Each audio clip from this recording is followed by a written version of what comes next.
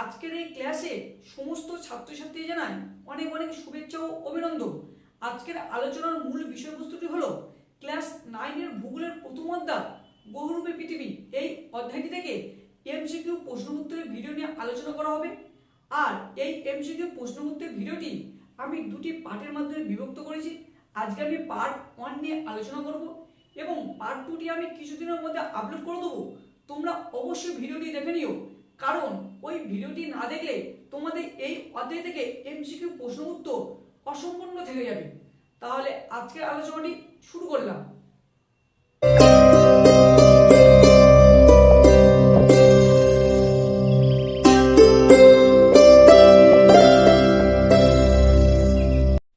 প্রথম অধ্যায় গ্রহরূপী পৃথিবী, গুরুত্বপূর্ণ 40টি এমসিকিউ এবং অতি সংক্ষিপ্ত প্রশ্নোত্তর।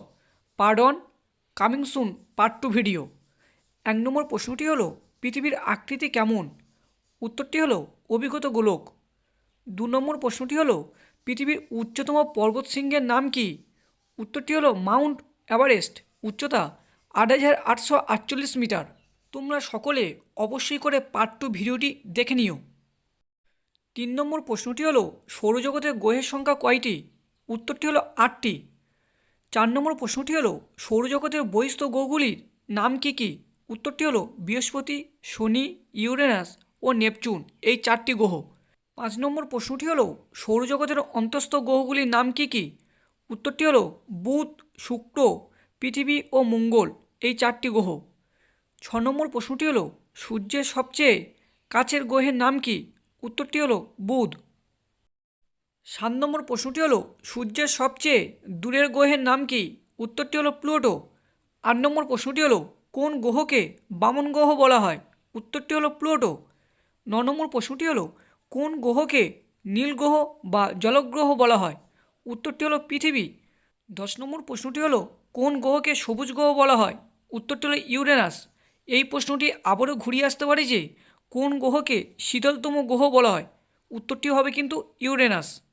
আর প্রত্যেকটি প্রশ্ন এবং উত্তরগুলি খুব সুন্দরভাবে খাতায় লিখে নাও এবং প্রতিনিয়ত মুখস্থ করতে থাকো। তোমাদের অবশ্যই পরীক্ষায় সাফল্য আসবে।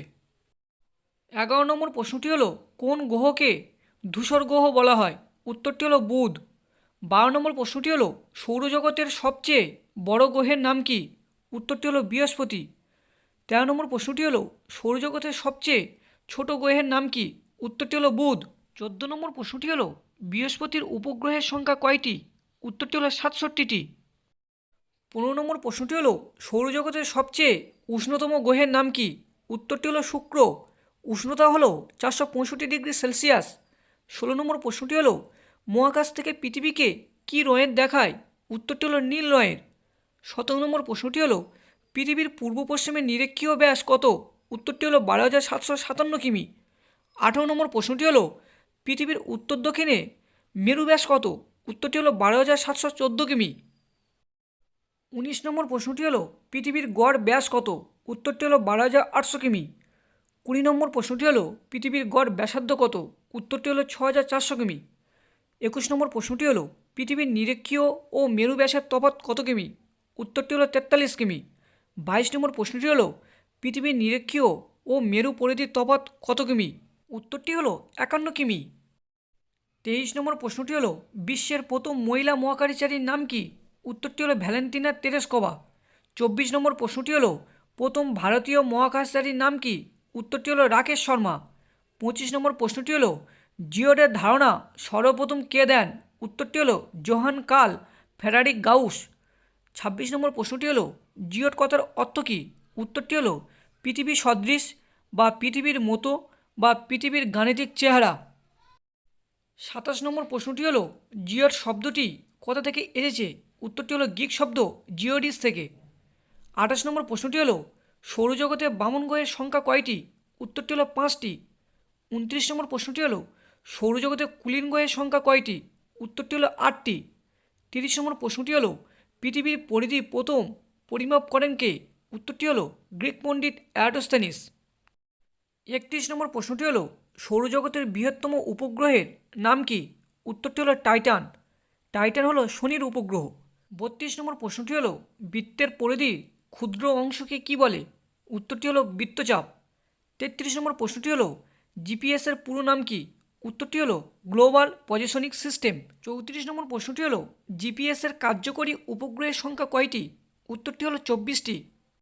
35 নম্বর প্রশ্নটি হলো ইসরোর পুরো নাম কি? উত্তরটি হলো ইন্ডিয়ান স্পেস রিসার্চ অর্গানাইজেশন। 36 নম্বর প্রশ্নটি হলো প্রাচীনকালে মিশরে দূরত্ব মাপার এককের নাম কি? উত্তরটি হলো স্টেডিয়া। 37 নম্বর প্রশ্নটি হলো জিআইএসের পুরো নাম কি?